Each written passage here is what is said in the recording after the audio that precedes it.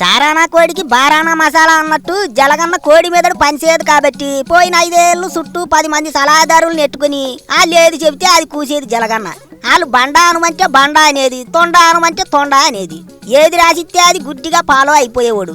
ఇప్పటికీ అదే ఎడ్డిమాలోకం. ప్రజలకు ఏది చేయాలి, ఎట్లాంటి పథకాలు ఎట్టాలి, ఏది చేస్తే మంచి అనేది వాళ్ళెవరో ఎడ్డి తిక్కలోళ్ళు చెబితే గాని జలగన్నకి తెలియకపోయేది. పోనీ ఆ సలహాలిచ్చే సన్నాసులన్నా మంచి సలహాలు ఇచ్చేవాళ్ళ అంటే అన్ని సాకనాగించే సలహాలే ఇచ్చేవాళ్ళు.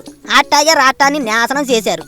అదే ఇప్పుడు కూటమి ప్రభుత్వం వచ్చాక ముఖ్యమంత్రి బాబు గారు ఏటంటున్నారు, ప్రజలే నాకు హైకమాండ్, ప్రజలు ఏడు చెబితే అది చేస్తా. చెప్పండి, ప్రభుత్వ పథకాలు ఎట్లా ఉండాలో చెప్పండి, సలహాలు ఇవ్వండి, మీరెంత చెబితే అంత, మీరేడు చెబితే అది అని ప్రజల మధ్య కూకుని అడుగుతున్నారు.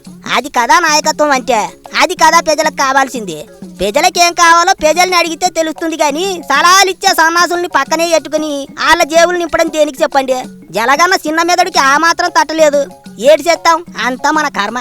దేవుడి దయతో జలగన్నని ఇంటికి పంపించేశాం కాబట్టి ఏదో మళ్ళీ ఓ గాడిన పడి వెళ్తున్నాం. కూటమి ప్రభుత్వం పుణ్యాన రాష్ట్రం మళ్ళీ ముందుకెళ్తోంది.